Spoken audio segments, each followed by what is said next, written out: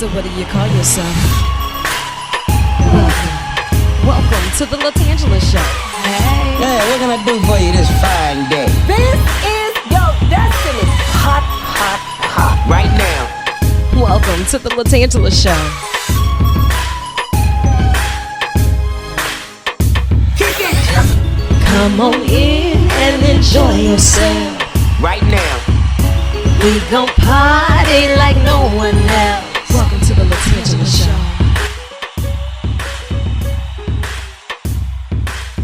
How are you? Hello, good morning. Hey, how are you? I'm fine. How you doing? I'm holding on. Hello and good evening. You know it. Thank you so much for taking time out of your schedule. No, thank you. Thank you. I appreciate you. You know, I appreciate you. you're no stranger when it comes down to the world of music, the world of entertainment.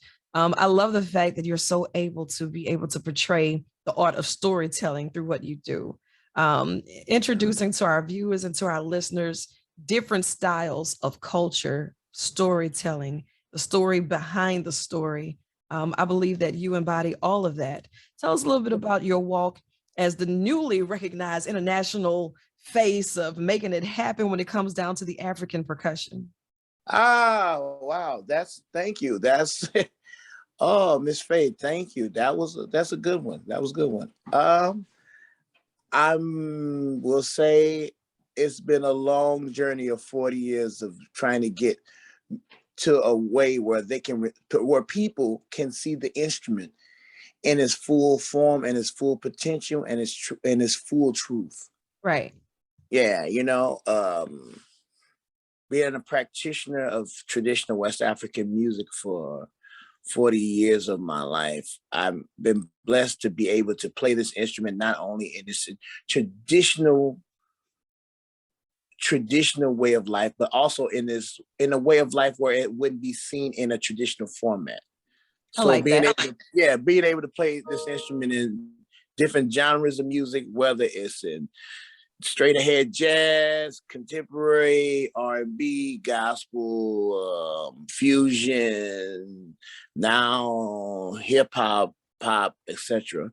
It's a great thing, and to get the accolades that come with it. I mean, it's always good, but to get the respect from people who would never ever play the instrument or see the instrument as an equal to a piano or to a violin, it's a real good feeling. Yeah. And, I'm glad that you mentioned it that way. I looked at some of your pieces and watched some of the solo performances, and it makes you respect it even more.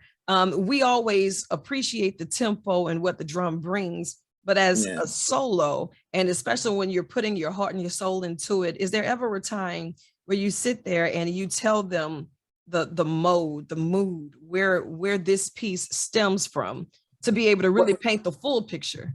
Absolutely. Well, let's go back and let's go back to now. So a lot of times when we look at this instrument from Western eyes, as well as from from Western eyes, and from a theatric perception, we think the instrument for either a novelty act, or if, for better words, we think of it as, when you think of this instrument, we don't think of melody. Right. We don't think melody, because, I mean, quiet as kept, it's a timekeeper, it's a beat, it's a groove. But that's in the East. We're dealing with Western America. But in the West, that's what dealing with Western America. But in the East, African music is the melody, it's the stature way of life. It is how you recognize what song you're playing. Without djembe music, djembe ndunu, which is the instruments I play from West Africa, without the way that these instruments are formulated and melodically played, you would never know what rhythm you're doing or dance you're dancing to. The problem is that we're going off a beat and not melody. Melody is important. So a lot of times when people say, well, the drum, you guys are percussionists. In my world, we're the melodic stature of the music. So without the folkloric instrument, whether it's djembe, dunun, antumpan, sabab, tama, etc., you then don't have the melody of the song. Right. And this didn't just happen for you overnight. Like you said, 4 decades in, you Mhm. are a master of your craft. And it's something that you continuously practice and you study. And you've traveled all around the world making this happen. But it started in the home for you, correct? Well, it started in my house. Yeah, I come from a family of drummers on both sides. So you couldn't escape this route even if you tried. I could have been. I couldn't do it. It started in the home. My mother learned from her father, jazz drummer. Uh-huh. Her father, she was raised in East St. Louis, but her father is from New Orleans. Okay. So yeah, so that dealing with that, and he had a family of 10, and we have a family of 10. And out of those family of 10, 5 of them were drummers. My grandfather, who I'm the namesake of, which was Nathaniel Weedie Morris, was a legendary famous drummer. And he had 5 brothers who continued on that same stature, which my uncle, his youngest brother, became a legendary drummer named Idris Muhammad. So all those musicians, and then on my father's side, wait, they were drummers too? Yeah, Okay. out of 10, 5 of them was drummers. Okay, I like it. Out of 10, there 5. was never a dull moment and never a quiet moment. No. I like and it. then now this one's gonna take it. So I'm 4 generations of drummers on my mother's side, and on my father's side, I'm 111 generations of drummers on my father's side. Wow. Which means from my father's fathers. All of them, everybody. All of them, everybody. So it's a way of life for me. It's not just like you go to school, you learn drums, or you learn folkloric African music. It's a way of life for me. And if I don't have that way of life, I don't have nothing to say or pass down from the next generation that when I create, right. That's the voice for me. And as an artist, it's really hard for us to ever be able to pick our favorite pieces because every piece has a story behind it. When you're performing and you're sitting at that drum and you see the audience and you're sizing it up, and this very well may be their first time ever experiencing this, what is it that you want them to walk away with from your perception? Man, that is a beautiful question. I do a lot of interviews. I'm shocked. No one has ever asked that question. Okay. My main goal that I always, for my band right now, and we tour a lot. So one of the main goals that I leave with first is that you've never witnessed an ensemble like this. That's one. You've never witnessed an ensemble like this. 2, what is it that you're going to emotionally and spiritually take from when we leave? Because don't forget, I'm also doing the same job if I was playing in Africa or playing for or in America or playing for like whether it's naming ceremony or if it's a wedding or if it's traditional rites of passage for young people or any spiritual event. I'm bringing that same mentality to that stage. I can't separate who I am and what my job is in my traditional life to stage. Even though I'm a musician, a drummer, you can't separate its folkloric and traditional and emotional and spiritual importance from theatrical perception. Can do it. So I want the people to see an instrument being used, 1, as the forefront, 2, as a spiritual conduit for them to receive, to gain something that they think can use emotionally. Because as a djembe fola, as a djembe player, we're healers. So our job is not that when you come in mad or upset, or we say, yeah, I came in and spend this $20 on the show, or this $50 on the show. It's for you to find a way to replenish what you need so you can leave and be happier, or leave and be emotionally or spiritual experience. As well, being able to open up your idea and your view on what African drumming is in a Western context. Yeah. So it will be respected. No different than your piano, no different than your violin, no different than your guitar, no different than the Western drum set. It'll be respected and put in the same stature as that, and not the guy that's playing and beating on the drum in the back because he's the last one hired and the first one's fired. Yeah. And it's educational too. So many people, we're closed-minded. We hear it, we see it, but we don't appreciate the culture or even the meaning behind it for others, right? Because if it's different to us, if it's strange to us, it's not the norm, or you're being weird, or I'm being weird. Well, I like being weird because sometimes it means something different to me. And if you're weird enough to understand my meanings behind it, maybe then you'll start pulling down your own veils and learning more. And then we learn to appreciate each other's perspective on the culture. Absolutely. You know, and then we see how everything begins to merge.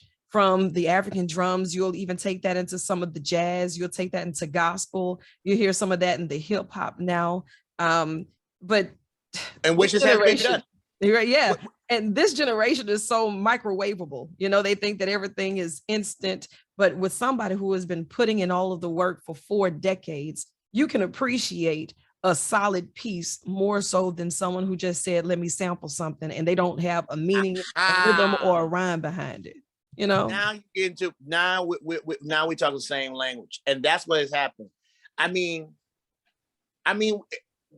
folkloric African music and drumming has had its spurts in Western music, and I always say Western music for a reason, because one thing about being an African American in this country, being an African in America in this country, I look at, let's just go on a simple little thing. Let's go to the zoo. It's my favorite place to go. Yeah, okay. Let's go to the zoo, right? You take let's say a hippo or a lion from Africa, and you bring them to the zoo. Then that lion, that hippo has children. They have babies. What do you call that lion or that hippo? It is what it is. Yeah. Wherever it passed down, it is what it is. Same with this music, same with this culture. We can recycle and regurgitate and rechange something so different, but it's always a root to what we create. There's always a root.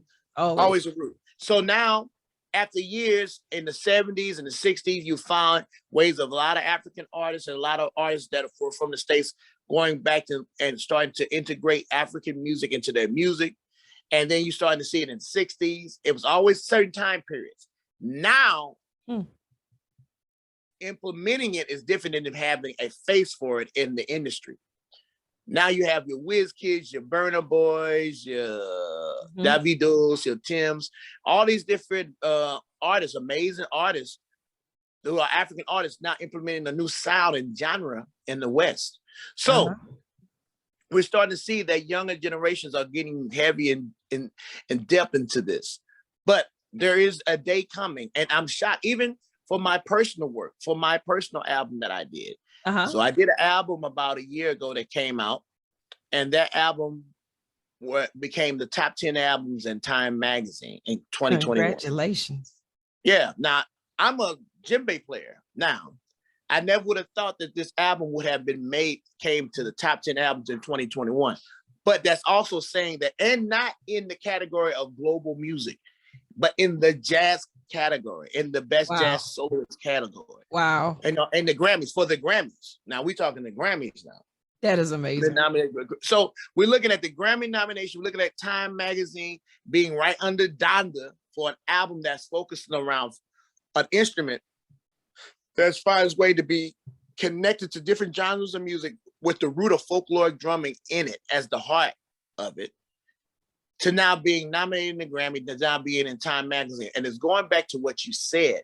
We're at a new space and time right now where people are going to allocate a way they're going to feel emotionally connected to what I or anybody else that grew up playing this folkloric music are trying to convey. Yes.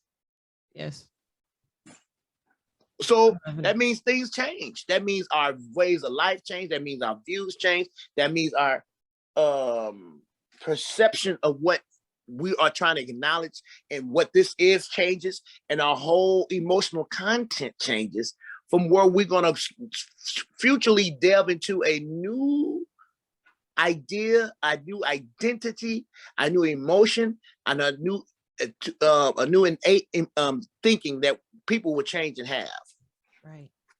And for all of these young musicians, those who may love music but don't see the actual craft that goes on behind it, what would be the advice that you would have given I would say a younger version of yourself, but that doesn't count because No, your that's a great family. question. No, that's a great question. And I'm gonna say you can't say a younger version of myself because there's a lot of people who play this instrument in let's say in the African drum and dance world or in West Africa that's only working with African bands or djembe players who are trying to find a way to how do they when they see, because I have a lot of fans internationally. Yes. The question they ask is, how am I going to use the instrument? I see this man playing. I used to watch him play in a dance class on stage for an African company, be able to play with the likes thereof this person and be in the same room or work or record or perform or be nominated or be accoladed by with playing an instrument I grew up playing in my house with my families. The one thing I would tell them is that if you can see it, if you can play it, if you can say it, you can do it. If you can see it, it can happen. A lot of people say, well, yeah, man, well, good example. Like I said, I graduated high school in 2000. Well, let me rewind it. I didn't graduate high school in 2000. I traveled the world from 97, 98, 99. When it was time to graduate, I was on the road in New Orleans, actually, at Jazz Fest. Okay. And when the time I came back to East St. Louis, and the teacher was like, you missed the test that was 70% of your grade. You got to go to summer school. Go to summer school for the English class, pass the class, didn't realize I was short one more credit in sewing. Sewing? You say in sewing? In sewing. You heard that right. That's what I thought you said. I was like, wait, let me make sure I got it all the way together. Okay. So that means you went on tour. You was already good in other classes. You was short a credit that you thought a half a credit in this one class because of the grade you missed or whatever you missed. And then when you pass that class, the summer program, you think you're about to get your diploma and they say you short a half credit, which was sewing. Now, how good are you at sewing now? I'm pretty good. Okay. I'm pretty good. I mean, I'm pretty good. When I go back to Africa, I tell all my designers and my tailors what I want, how I want it with the material. I'm exactly. Cold. Exactly. Don't it served its purpose. Well, it's on purpose. But I'm saying that all to say, my mother, and I tell this to every musician, female, male, whatever. And I say, when I didn't get the diploma, I had a choice. I could have went back and say class of 2001, or I could have got the GED. Well, something was really deep. And I say this, I came home and I was hurt. And I remember I told my mother, and my mother said the deepest thing. She said, all right. She said, so what you want to do? I said, I guess I got to go back. Now, mind you, I got a tour I got to do. Right. I have a tour I got to do. Like, everybody happy. Oh, he out of school. We about to go. We about to hit. So I remember my mother told me, she said, a mother has two sons. Now, certain parents may not agree with this, and they may love it, and may hate it. They may be like, that's a wrong thing to tell a child. My mother said, my mother said, a mother had two sons, a male and a female, right? No, sorry, two sons. It was two boys. And one boy traveled the world, and the other son went to college for music. One traveled the world as a musician. Well, who's to say who came back more knowledgeable? She asked. She said the mother had two sons. Who's to say the one that traveled the world or went to school for music came back more knowledgeable? And she said, now you're a grown man. You're crossing over into manhood, so you got to think this for yourself. And I said, I guess the one who went to school because he got his diploma, blah, blah, blah, blah, blah, blah. Because I'm thinking, and she thumped me in my ear. And then we both laughed. I said, well, the one that traveled the world, like she said that, and she ended with this conversation. She said, I'm going to tell you a proverb. She said, in the land of cars, be content with your bike, because maybe that's your destiny. And I say, in the land of cars, be content with your bike. because maybe that's your destiny. And in my mind, I made a joke. I said, you mean like a Mitsubishi or something like that? She said, no, a bicycle. In Atlanta, called be content with your bike because maybe that's your destiny. And then I go to lay down, I cry, and 10 seconds later, literally 10 seconds, I go into bed, lay down, cry. The phone rings. My grandma said, Weedie, come here. Not grandma. Oh, yeah, wait grandma, a minute. Now this is getting good. Hold on. And I said, hello, my name is Chiquita Payne. I work here in the Department of Dance at Washington University. Would you be interested to be an adjunct professor in the ethnomusic department? 18, no high school diploma, just left, and I got the job teaching at university. I love it. Because of this. Right. Because of the hand. Because of what being able to believe in yourself. From that day, I've taught at universities, about 120 universities internationally. And as of this moment, I'm at the Conservatory of Music starting in September. One day a week. I can't do because I travel too much. One day a week at Oberlin University to teach folkloric African music. God is amazing. So moral of the story is, yes, if there was a younger me, I would tell them, if you know your destiny has a voice and that you're aligned with what you're supposed to do, your main job is to learn everything that instrument has to offer in a folkloric way and find a way to branch off and make that voice folklorically your voice in modern society. Yeah. But that takes a lot because sometimes we're not taught that in traditional way, African way of life, that you'll branch off from this to create something different. Right. Because we're traditionalists. We're trying to preserve folkloric African music and dance in its purest form. Don't pigeonhole it. Expound on that. Make those connections, and then that way you're showing your talents and your gifts and even what you really believe in with that culture to others around the world. And then as they dig deeper, because we have to dig deeper or we're going to miss the message altogether. Absolutely. That is beautiful. I am so proud of you. I want you to think of this as an extension of your office. You know, it's your first field trip to the Madhouse. Don't let it be your last. Whenever you get off the road, we're going to have to do this in person. So, you know, just. Where are you guys located? I'm in Louisiana, New Orleans, Baton Rouge. I mean, pull up on me. I'm in New Orleans. I'm uptown. So where my band is there. 5 of my members of my band is there. My second house is there. I have 2 houses. My second house is there. I'm always back and forth. I'm recording with some of the most amazing artists from New Orleans. I travel. Matter of fact, on my album that came out, some people you may know who was on my album from New Orleans. I did an album called Weedie Braimah in the Hands of Time that came out 2021. Like I said, made the best album of 2021. Time Mag got nominated for a Grammy. Yes. But then I have an album, some people you may know. Along with my band, The Hands of Time, I have a gentleman from New Orleans. You might know him. His name is Troy Trombone Shorty Andrews. Absolutely.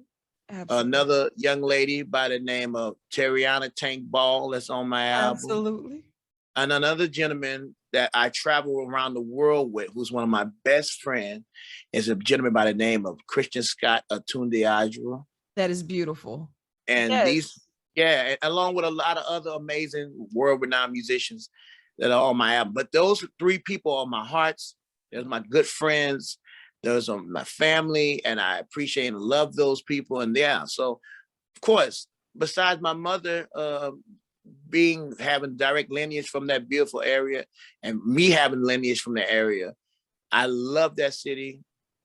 It's a special, special, gifted, blessed city.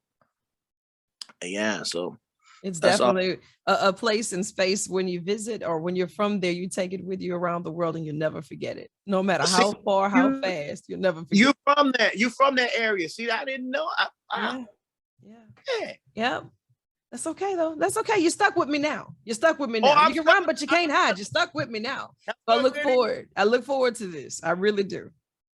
I ain't going nowhere. I got you. Promises made, promises kept. Hello and good evening. Listen, if you have anything that's ever going on, keep us up to par with all of these shows and all of your movements. How can we keep in touch? Are you on the gram? Are you doing it on Facebook? Is there a website? I'm on the gram. Also, talk about one thing, a project that I'm doing that I'm a part of just came out called the Moja Saga. Moja Saga is a new project. I'm familiar with that. It's like the saga, it has like almost 200 songs on it and all these musicians from around the world. What? Yeah. Doing that?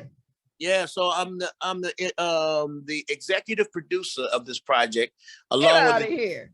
Yeah, out of all, I'm the executive producer as well as a writer and musician on it. But I'm the executive producer along with the producer, Mr. Carl Goveston. Well, me and Carl have went through. I've taken Carl to West Africa. I took him to Cuba. We've been able to go throughout West Africa. He's being able to go out through different parts of Africa as well. But West Africa, I know. He's been able to get over 500 artists. There's over, like you said, 200 some songs.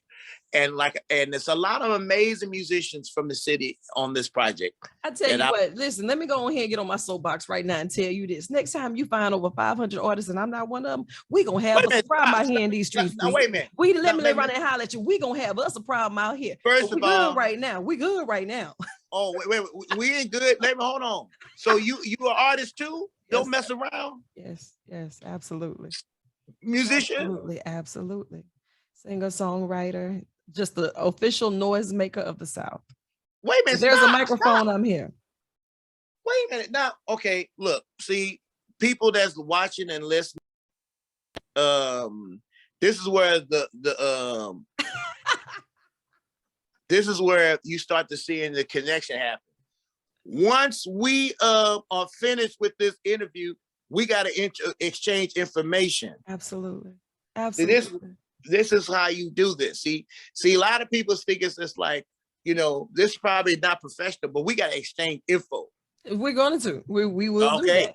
We will do that. I told you, you're stuck with me forever, ever. Hello and good evening. Forever, I'm trying to tell you.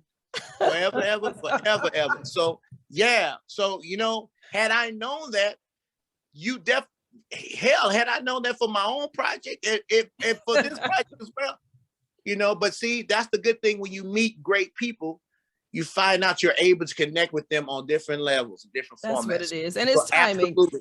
And a part of this journey, and I'm grateful that you are a part of this journey with me. This is something new for me with the Fay at 5. And, even with the pandemic happening and showing us how we can think outside of the box, and you don't necessarily have to be tangible and in the same city or on the same couch to have the conversation. We have learned to open our eyes and to reach beyond our normal limits. And I am grateful for this. And I am grateful for your time. I know that you have been doing this internationally for so many years and you've represented us oh so well. So I am definitely grateful that you would even say, yes, I'd speak with her for her platform and her show. Please. Let me tell you something. Let me tell you something. It doesn't, one thing I've learned, it doesn't matter the platform. It doesn't matter it does matter the person. And I'm going to tell you why. Because a lot of times, and I'm going to say this, a lot of times, we do not find a way to speak to our people in the way we will speak and try, whether it's CNN, NBC, we're quick to do that. But what about the people that have a voice to our people in our community? Right. If we don't speak to those people and be able to have the same conversation, the same emotional content that we're able to do with a CNN or with a Bandcamp or with a Pitchfork or with a Tiny Desk, and I did all of them. Yeah. And my project has been on all of those platforms. If I do not do that for my own people, no matter how big, how small, how wide, from left to right, I am not doing a service as my job as a Jimbe Fola in my community. Yeah. Period. Yeah. I appreciate you even more for that. And people need to know that, but that's who you are. That's the core of who you are, so you see that, you recognize it, and that's you being a vessel and being responsible with your platform. And that's what we're supposed to do. That's what we're supposed to do. If we don't do that, we're simply liars. That's right. Right. We're liars. We're okay with that. And some people, you know what? Some people are content with being liars, and some people are content with being lied to, and some people are content with being mediocre, and some people are content with being a follower. Yeah. But I will say that we're in a new aura, a new society, a new way where people are able to think and try to find a way to think, react, feel, and visualize who they are emotionally. Because let's look at it. People are not, there's always those changes in the way people dress, the way people move, the way people try to engage into other things. Some people are followers. We're going to always have the followers. We're going to always have the leaders. We're going to always have the one who are like the eyeballs. We're always going to have the one that's the naysayers, artists. But we're in a level of a world now where people are starting to be freer being themselves. You gotta love it, because there's freedom in that. When you start worrying about what people are going to think or how they're going to react, we allow them to shape and mold us. And then when we do that, we become the norm. And even the norm isn't necessarily right. It's just what everybody's doing. So it's okay. So it's okay. And doing the right thing sometimes make you so abnormal because everybody else is all right with the okie doke. Well, I don't want to be all right with the okie doke, and if your word means something, you stand on that character. People need to build on that. Absolutely. There's a proverb. There's a proverb, Asante power, a proverb, a Akan proverb in the Akan language, which says, I'm going to say it in the language and I'll tell you what it means. Which means the shell of the snail is easier to crack than the shell of a tortoise. The meaning behind that is this. In life, we have to do things in our capacity. Because if we don't, we try to be something we're not, you never break through. That's deep. I like that. See that? Yeah. And until you broke it down for me that way, I would have missed it. You never break that. When you're trying to be something you're not, and you don't grow into that, you're trying to be something you're not, you'll never break through. When you're trying to break through that shell as a snail, you break through. But when you're trying to break a shell as a tortoise, you're not a tortoise. Yeah. We're different. But we must be proud to growing and shaping ourselves of who we are and how we are and the way we're formed to be, not a tortoise. Yeah. Yeah. That's good. Weedie, you have been a light for me today. I promise you that. This is exactly what I needed before I knew I needed it. Thank you. Thank you. And you're a blessing too, man. We're linked now. Next time when I come back to city. Yep. Now here's what we put you on the table. Okay. What? Say that again. This is what we put you on Front Street. When you gigging again. You know what? That's something I'm working on right now. I am working on it's a traditional gospel album, a cappella, and it's dedicated to my grandparents. My grandfather, he was a pastor, and my grandmother, she had her songs that she used to love as well, and doing some of those a cappella. And that's what I'm working on right now. So I'm in my creative space and I'm putting it all in perspective and making it happen. Are you recording and based in New Orleans or in like Baton Rouge? Oh, yeah, Baton Rouge. Okay, yep, right down the street. Then we have our offices in Baton Rouge and in New Orleans. And on top of that, don't judge me, but I make a quick field trip to New Orleans just for the Pandora Snowball right there on South Carrollton. I will do that. Listen to me now. Yeah. So, if I make the field trip for a snowball, I'm gonna make the field trip for Weedie. Yeah, see, and then hopefully, so we're working on some things with the, like I said, the band is working on some things. The Moja project is working on some things. So it's crazy for me because I'm doing about 8 projects at the same time. But the main 2 projects that I'm pushing that are visually out, one is out, well, both are out. And we're about to have another 2 seasons come out on the Moja project, is my personal project, Hands of Time, Weedie Braimah, Hands of Time, and the Moja Saga. Yes. So those are the main 2 things. With all the recordings I've done within the past 2 years. Now, mind you, like you said something very powerful. You said that the pandemic, if it wasn't for the pandemic, Fab 5 you wouldn't have it, right? It was something to open. That's what my album was. I was on the road. Before the pandemic, I was on my way. The day the pandemic hit, I did a show at the Blue Note. After I left the show at the Blue Note, my band was on our way to Cuba to do the Fiesta del Tambor. The day they said the world is about to shut down was the day we about to put our clothes in the suitcase again get the plane, go straight to the festival. The moment they said festival's finished, They said, and then everything stopped. So I'm in a deep depression, but my birthday was coming up, and I was like, okay, so I did something very interesting. I said, I'm gonna DJ and do a DJ set on live, Facebook Live. Love that damn show was so impactful. What happened was unique. I made almost $5,000 DJing at my house, and I never DJed. Didn't even have DJ equipment playing African. I didn't even have the equipment, but hey, it worked. It worked to the point where I said, I said, wow, I made this. So I said, my birthday's next week.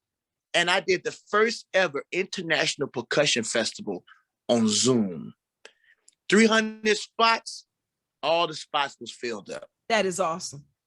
That is awesome. At $150 a person. And listen to me, pandemic very well may be semi over. We may be getting back to a sense of normalcy, but you introduce something to people that don't have to be in the same building, in the same field for the same festival. So why not continue to do that? That's when visions are birthed.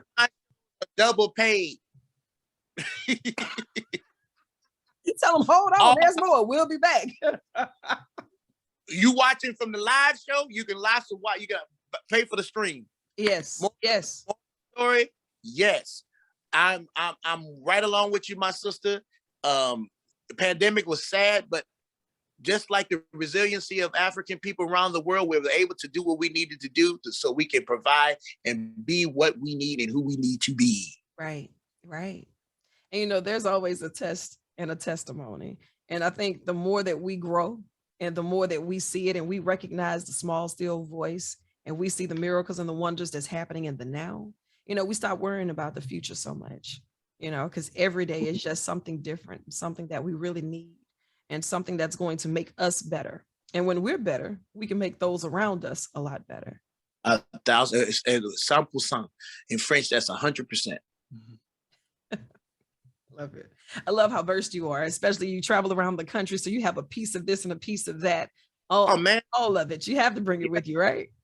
Oh man, look, when you grow up in a house to learn English and 3 different Ghanaian languages, and then go on tour with different countries, with artists from different countries from West Africa, and then those artists speak French, English, and their folklore and their native language, you learn all of it. So that's how I'm able to pick up and speak to anybody, whether in West Africa or in Europe. Go and get your point across. I love it. Get mine across. Weedie, look, this is your first trip. You promise it will not be the last, though, right? Here we go. Right.